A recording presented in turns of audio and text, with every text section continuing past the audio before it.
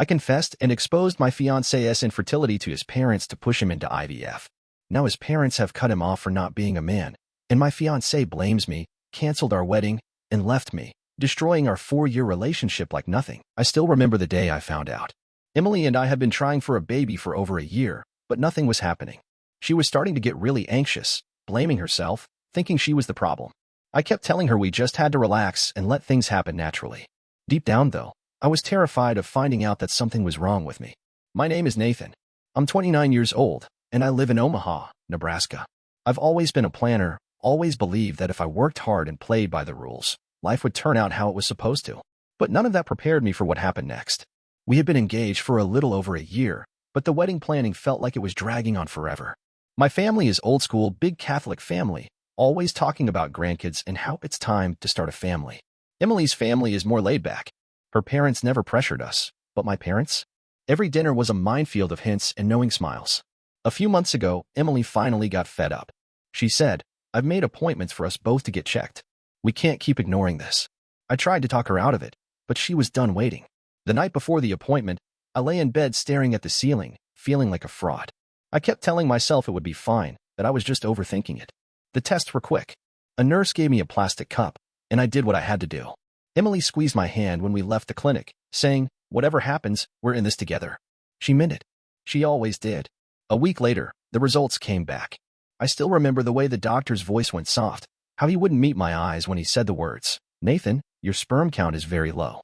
It's unlikely you'll be able to conceive naturally." I felt like the floor had fallen out from under me. Emily reached for my hand again, but I pulled away. I didn't want her to see how ashamed I was. The whole ride home was a blur. I don't even remember what we talked about, or if we talked at all. That night, Emily tried to talk to me. She kept saying, "We'll figure it out. There are options, Nathan, IVF, a sperm donor. We can still have a family." But I couldn't hear her. All I could think about was how I'd let everyone down. My parents, Emily, myself. I told her I needed some time to process it. So I locked myself in the office, scrolling mindlessly through old family photos on my computer, seeing my dad holding me as a baby, thinking about how he'd always wanted a house full of grandkids. I couldn't face the idea of telling him that wasn't going to happen. Days turned into weeks. Emily kept trying to bring it up, but every time she did, I shut it down. "Not now," I'd say. "I'm not ready." I could see how much it hurt her, how desperate she was to figure things out. But every time she tried, it felt like she was just reminding me of what I couldn't give her. After a couple of months of this, she finally stopped trying. She'd still leave pamphlets about donor options on the kitchen table, but I pretended not to see them. I knew she was hurting too, but I couldn't face it. I felt like half a man, and I hated that I couldn't fix it. The silence between us grew heavier by the day. I found reasons to stay late at work. Emily took up extra shifts at the cafe, probably to keep herself from going crazy at home. We still shared a bed, but it felt like there was a wall between us. Sometimes, I'd wake up in the middle of the night and see her turned away from me, shoulders shaking. I knew she was crying, but I never reached out. I told myself she deserved better than me. She deserved a real man, one who could give her the family she wanted. I thought if I ignored it long enough, it would somehow go away. But it didn't. It just kept growing, this thing between us. This thing I couldn't bring myself to face. A couple of months later, things had gotten worse. Emily was still trying to keep things together, but I could feel her slipping away from me. Every time she'd start to bring it up, I'd change the subject, make some excuse to avoid the conversation. I couldn't stand to see that hopeful look in her eyes turn into disappointment again. We were at my parents' house for dinner one Sunday. My mom was stirring the sauce at the stove, her back to us, and she said, almost offhandedly, "So, when are you two going to make me a grandma?"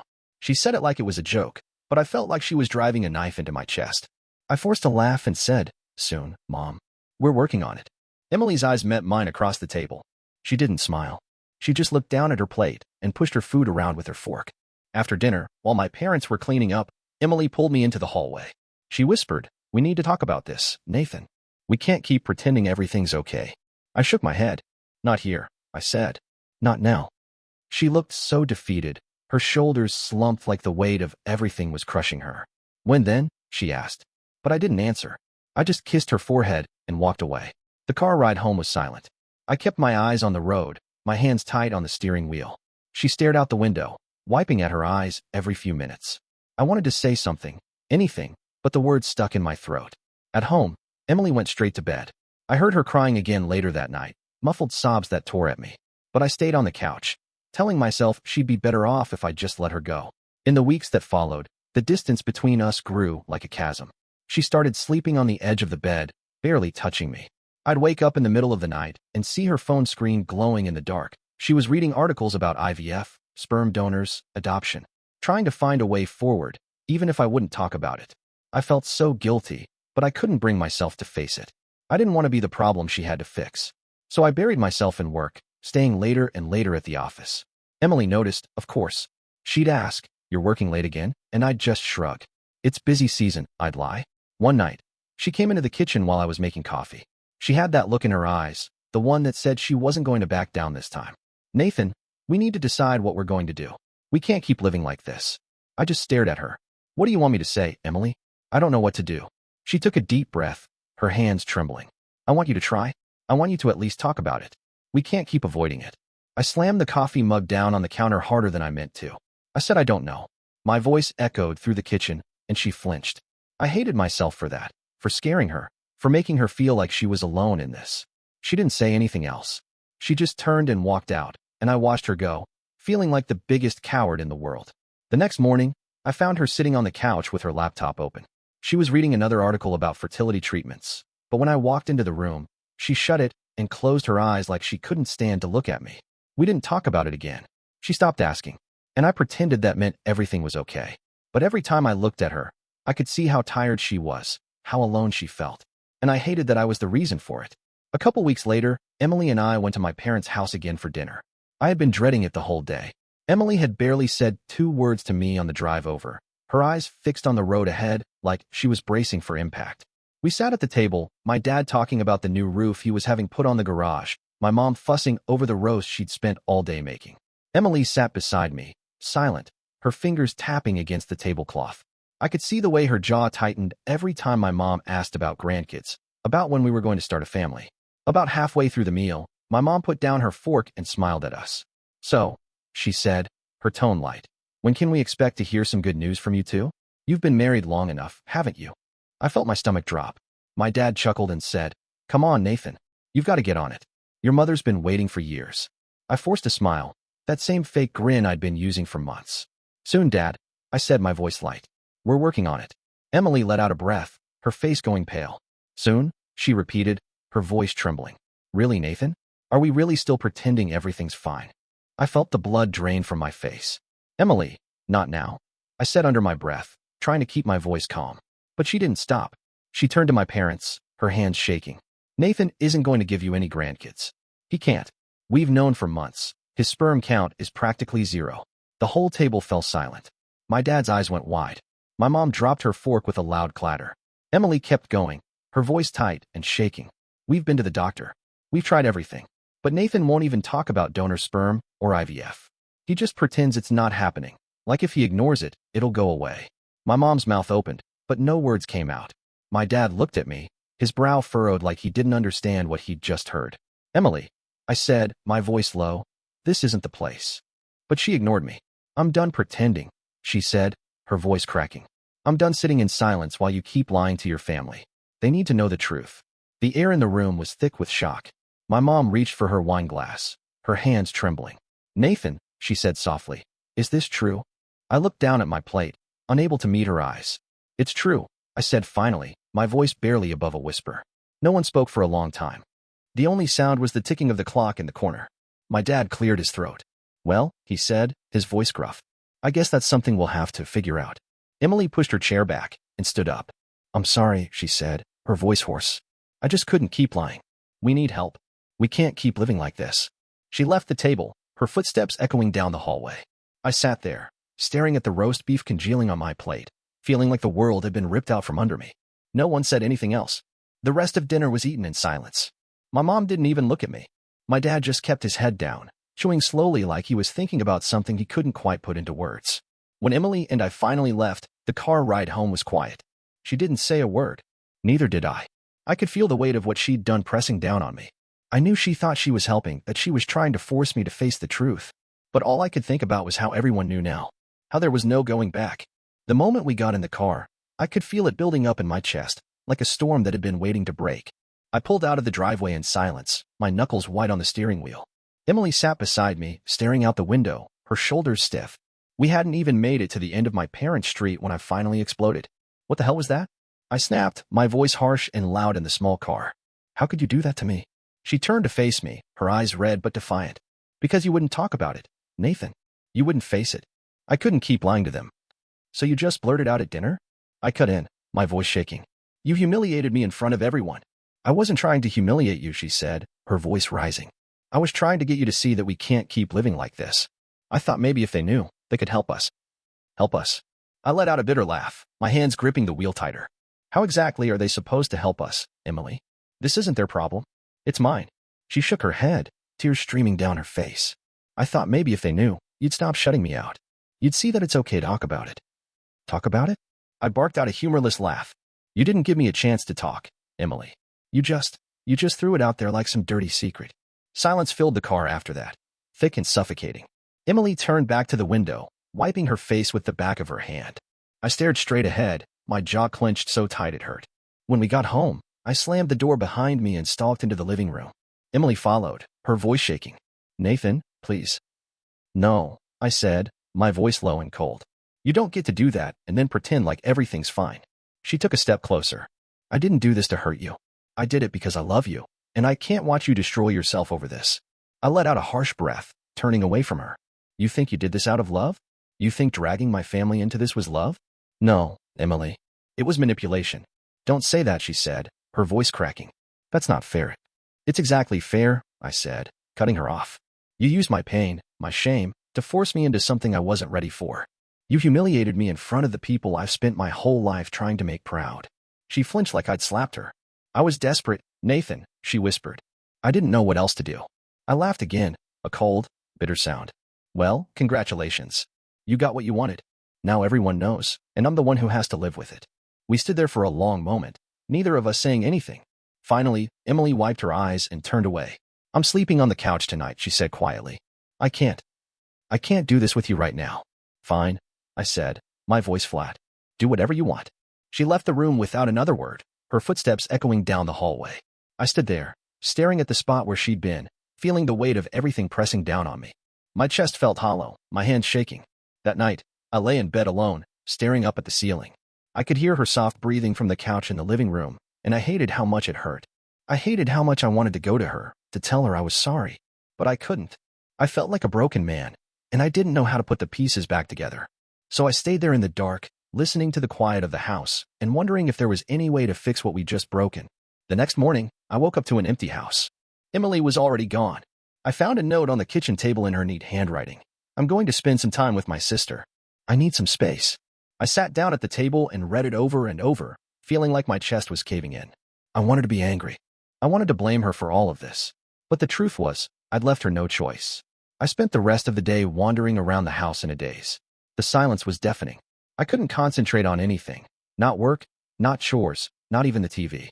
Every time I closed my eyes, I saw the look on her face at dinner, the way her shoulders had sagged when I called her manipulative. By the afternoon, I finally picked up my phone and called Emily's sister, Rachel.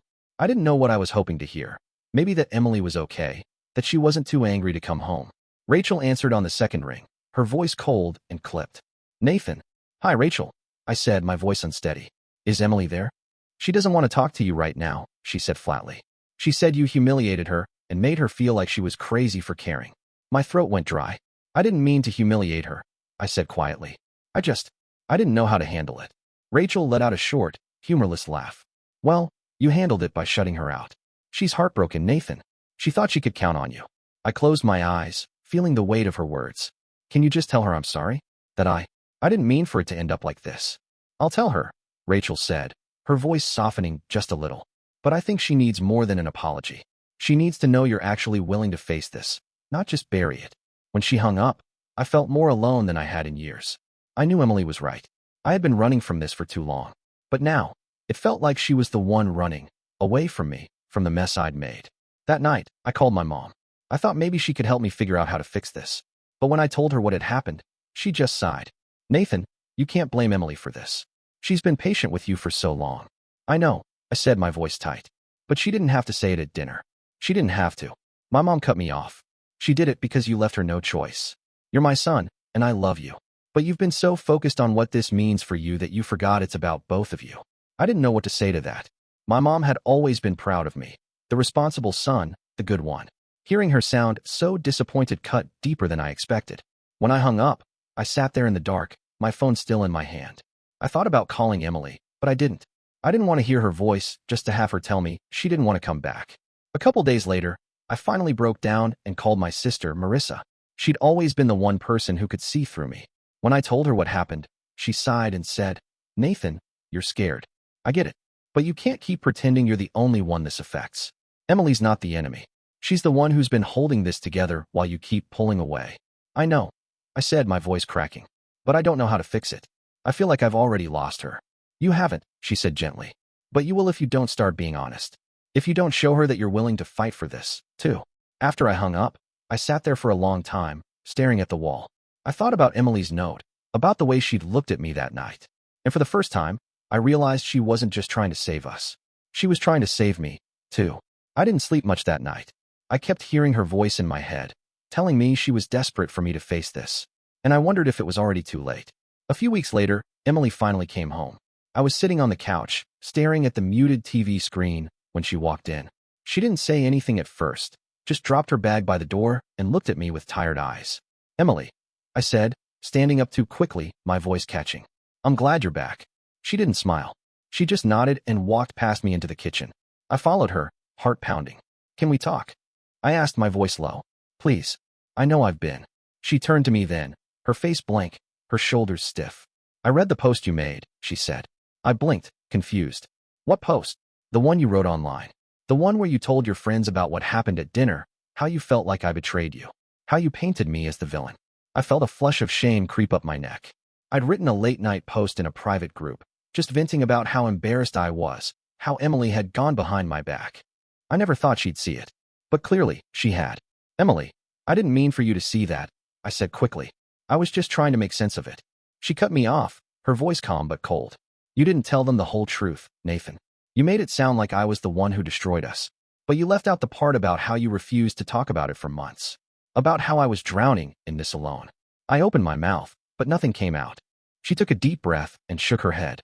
"You know what the worst part was? After I told your parents the truth, they called me the next day and said I needed to be patient with you. That you were under a lot of stress. Like I was the problem. Like I was the one who needed to back off." I swallowed hard. "Emily, I'm sorry. I know I hurt you. But I was trying to protect myself. I didn't want to face the fact that I can't be the man you deserve." "You think this is about what you can't give me," she said, her voice rising. "It's about how you treated me, Nathan. How you let your shame control everything. I tried to help you. I tried to show you that we could still have a family, even if it wasn't how we planned. But you shut me out. You made me feel like I was the one asking for too much." I flinched at that, because she was right. I had been so wrapped up in my own fear, my own sense of failure, that I hadn't seen how much it was costing her.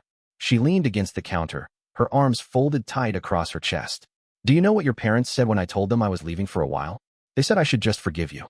That it's a wife's job to stand by her husband, no matter what." I shook my head, feeling the anger bubble up in my chest. I never asked them to say that. I never wanted them to take my side. "But they did," she said softly, her eyes glistening. "And it broke something in me. Because I realized that you're never going to stand up for me. You're never going to fight for this. Not really." Silence fell between us, heavy and final. She wiped at her eyes, took a shaky breath, and straightened up. "I've already talked to your parents," she said quietly. "They know I'm moving out. They know I'm done." I felt the air leave my lungs. "Emily, don't do this," I whispered. "Please. We can still fix this." She shook her head. "No, Nathan. We can't. Because you still see this as something that happened to you. But it happened to both of us. And you're the one who won't face it." I took a step closer, but she stepped back. "I can't do this anymore," she said. "I can't keep pretending that love is enough to fix something you're not willing to fight for." She walked past me, her hand brushing against my arm for a moment. Then she was gone.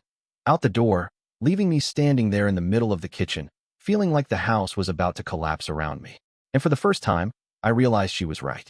I had let my fear turn into something that pushed her away. And now, there was nothing left but the echo of her footsteps fading down the hallway. The morning after Emily left, I woke up in an empty bed, the sheets cold on my side. Her things were gone from the closet. Her hairbrush and makeup bag were missing from the bathroom. It was like she'd never been there at all. I sat on the edge of the bed, staring at the floor, feeling the weight of what I'd lost settle into my chest. I wanted to call her, to beg her to come back. But I knew it was too late for that. She'd been fighting for us for so long, and I hadn't seen it. I hadn't wanted to see it.